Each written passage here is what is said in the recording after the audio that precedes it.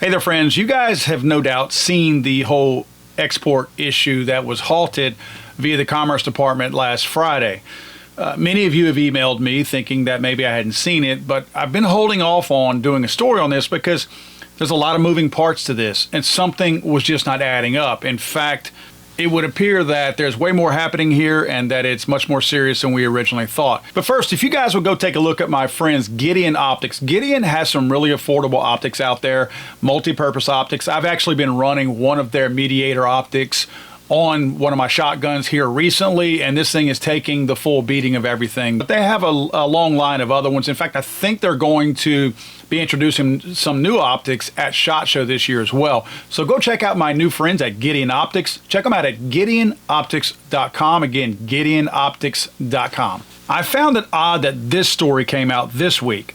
The United States has reportedly warned Tel Aviv that it would not send American-made rifles after the Israeli National Security Minister was seen handing out such guns to civilians amidst the war with Hamas terrorist group.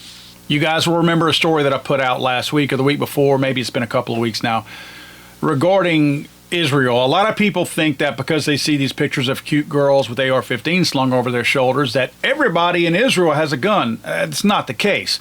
Those pictures you see are people who are mandated to be in the military service of Israel, and they're mandated to have their firearms with them all the time.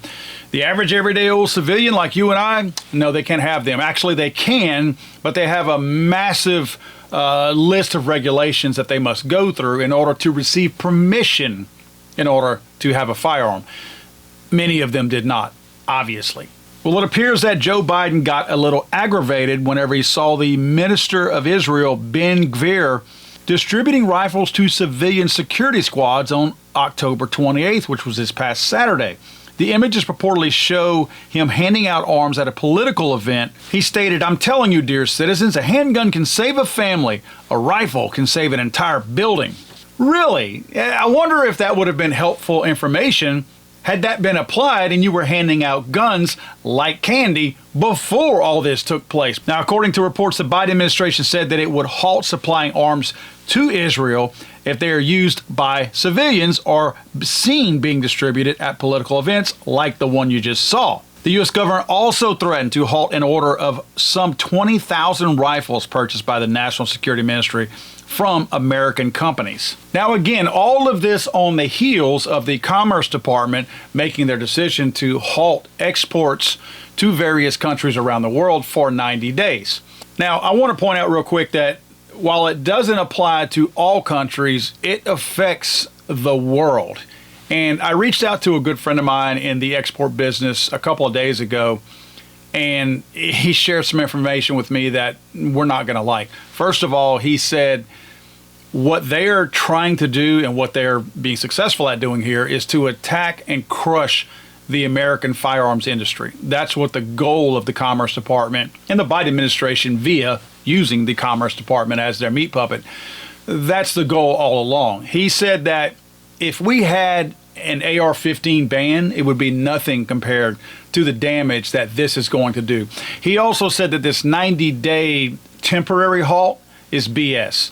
He said the intention of the Biden administration that this becomes permanent.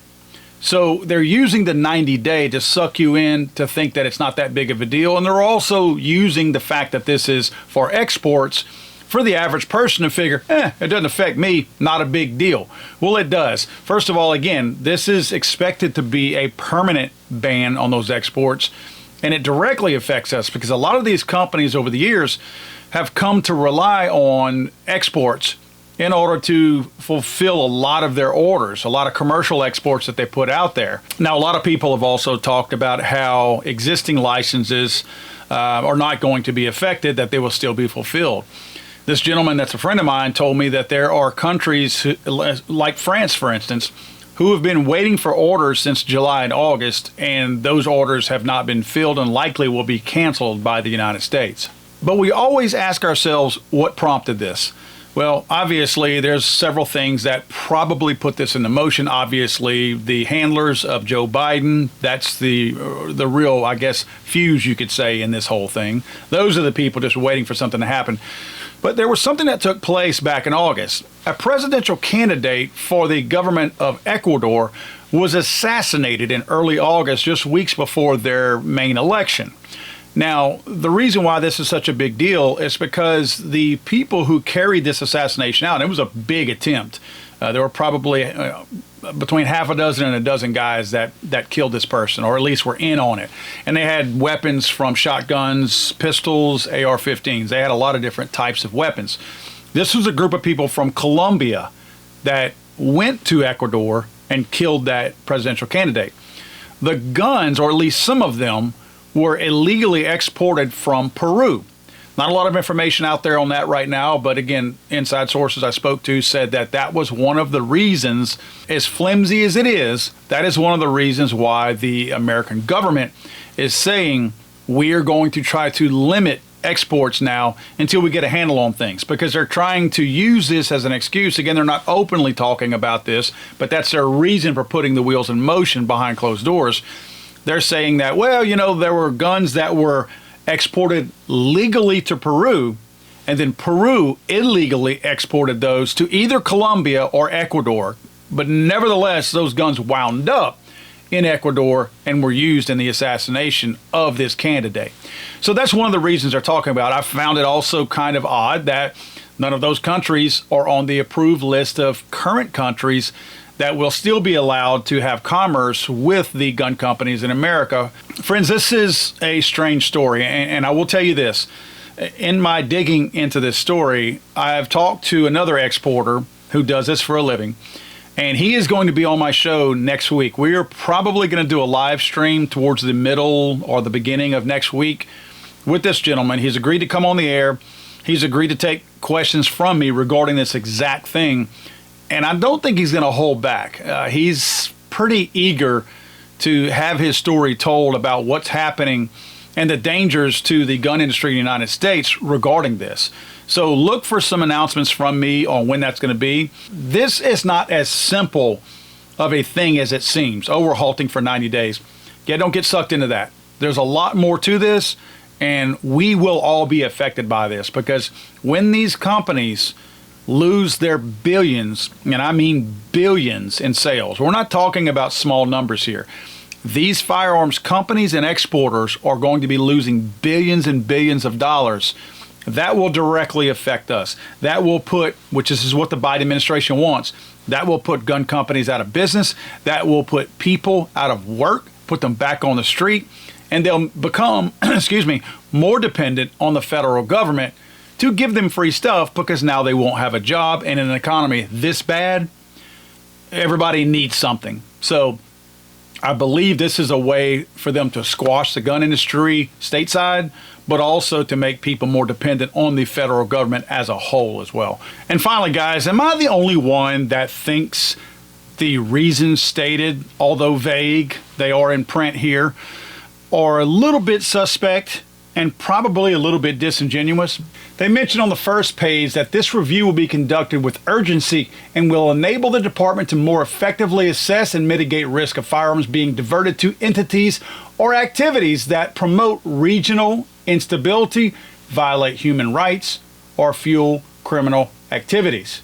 On another page, they say that they will continue to rigorously review all license applications to determine whether approving such applications is consistent with U.S. national security and foreign policy interests, such as supporting U.S. government cooperative programs with foreign partners. So now we're concerned with security. You know what I think this is? I think this is essentially one of those oh crap moments. And I would use another word, but I know some of you have kids. This is the federal government, the Obama-Biden administration, and I did not say that accidentally. I meant what I said. This is the Obama-Biden administration realizing that with an open border and 10 million people who have come in illegally, so 10 million illegal aliens, hundreds, if not thousands of those who are on the terrorist watch list, coming through our border, we don't know where they are, They are scattered throughout this country. Yet at the same time, we constantly are busted illegally running guns to all these same countries. Is it one of those situations where we were like, holy crap? The stuff we were trying to do to make the gun industry look bad by running guns to other countries to make their crime escalate in regards to using guns during the commission of those crimes, that's come back to us. It's crossing our border. It's flooding our borders. So they had a choice to make. This is the same choice that they have made as they propose for banning guns. And what I mean by that is, when we talk about their proposed gun control, it's to ban things, right? They ignore the person committing the crime. They want to ban guns. They are stupid enough to think that if you take something away, the evil goes away. Well, the evil is inherently in that person. That doesn't go away. So in their stupidity and infinite wisdom, they, again, using the same stupid logic, think that if they can ban the export of guns, somehow or another that makes those people who are threatening or high threats coming across our southern border, because there is no security at the border, suddenly that makes them less unsafe. Suddenly that makes them less dangerous, because they know those same people are still coming because they're not doing anything to stop them. So they're stupid enough to think that if we don't supply enough guns out there outside the borders of America, then maybe fewer guns will come in and be harmful to the United States. That's the same idiotic, moronic logic that these people have perpetuated all along. Nothing changes with these people. Friends, if you don't mind, please take a quick look down below and make sure you're still subscribed to Legally Armed America, because YouTube is playing some pretty cool games right now. Unfortunately, they're the only ones winning. They are removing subscribers from not just me, but a lot of other gun channels out there. I am seeing my subscriber rate go down every single day. And I know this is a fallacy because I'm watching my viewer numbers, my amounts of views, and all that go up, yet the subscriber rate goes down. I get emails, comments from you guys almost daily saying that you had to resubscribe. So they're playing games. The only thing I know to do is just remind you guys to please check and make sure that you are subscribed. Please like the video, share it if you can. All that helps the algorithm. God save the Queen, man. I'm sorry, I thought this was America.